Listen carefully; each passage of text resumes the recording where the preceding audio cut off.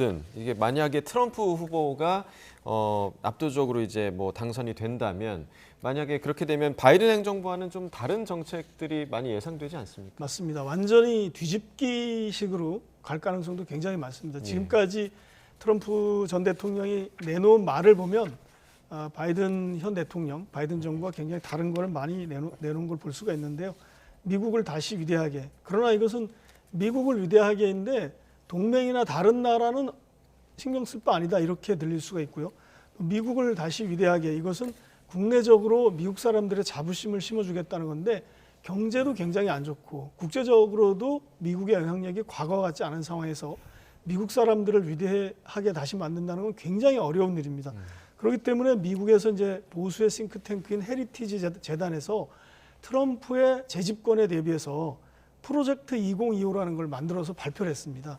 거기 보면은 이제 어떤 보수당이 지녀야 하고 추구하는 그런 가치들을 많이 정리를 해놨는데 트럼프 집권 2기를 보수적인 싱크탱크가 준비를 해왔고 네. 거기에 이제 트럼프 측근들이 많이 참여를 해서 했기 때문에 사실상 트럼프 집권 2기 플랜이다 이렇게 보면 될 텐데요.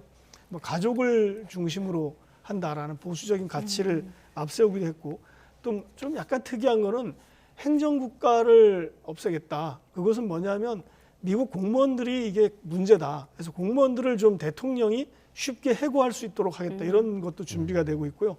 뭐 우리가 많이 알고 있다시피 국경을 방어하고 미국의 안보를 지키겠다. 이런 것도 나와 있고 뭐 개인의 권리를 확보한다. 이건 아까 말하자면 뭐 총기 같은 거일 수 있는데요. 그런 거에 대해서 여전히 총기 소지를 해야 된다. 이런 식으로 할 수 있는 것 같고 그런 식으로 생각을 하는 것 같고 또 아젠다 47이라는 거를 만들었습니다. 아젠다 47은 이게 이제 다시 대통령이 되는 사람이 47대 대통령이라고 하는데 미국의 그 트럼프 캠프 사이트에 들어가면 아젠다 47이라고 이렇게 적혀 있습니다. 거기에 이제 계속 새로운 정책들을 약간 업데이트하는 그런 느낌을 받고 있는데 뭐 불법 체류자에 대해서는 복지를 끊겠다라든지 미국의 퇴역군인 가운데 노숙자가 많다. 이 사람들은 내가 다 없애겠다.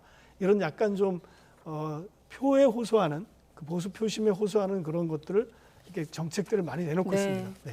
네, 시간상 마지막 질문이 될 것 같은데 아까 마침 또 오늘 헤드라인이기도 하고 김정은 위원장의 어떤 그 위협적 발언을 토대로 남북관계 대치 국면을 좀 분석해 봤는데 트럼프 대통령 자신이 집권했을 때 김정은과 잘 통해서 평화로웠다고 했는데 만약에 트럼프 전 대통령이 당선된다면 한반도 정세와 좀 많은 변화가 예상되는 겁니까? 굉장히 많이 달라질 것 같습니다. 무엇보다 좀 이제 처음으로 꺼내고 싶은 단어는 톱다운 방식인데요. 그러니까 나는 김정은과 친하다, 친서도 주고받고 우리 둘이 잘 통했다라는 말로 트럼프 대통령의 어떤 그 대북 정책 같은 게 이제 요약이 될 수 있는데 사실 그래서 잘 된 점도 있지만 하노이 노딜은 사실은 그런 식으로 접근해서 실패했다고 볼 수 있거든요.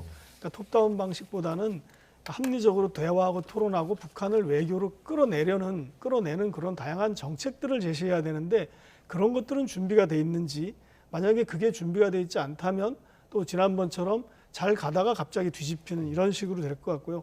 또 그 사이에 이제 북한의 핵무장이 굉장히 강화됐고 실제로 이제 남한을 향해서 그걸 사용하겠다라고 하는 강령까지 이제 만들었고 법까지 만들었고 또 그 사이에 달라진 게 이제 북한과 러시아가 밀착해서 과거에는 없던 지형이 형성됐다는 겁니다. 네. 이런 것들을 과연 트럼프 현 후보가 대통령이 됐을 때 이걸 알고서 이거를 제대로 대응할지 그런 것들을 좀 주목해서 봐야 되고 우리도 그런 준비를 해야 될 것 같다 이런 생각을 네. 하고 있습니다.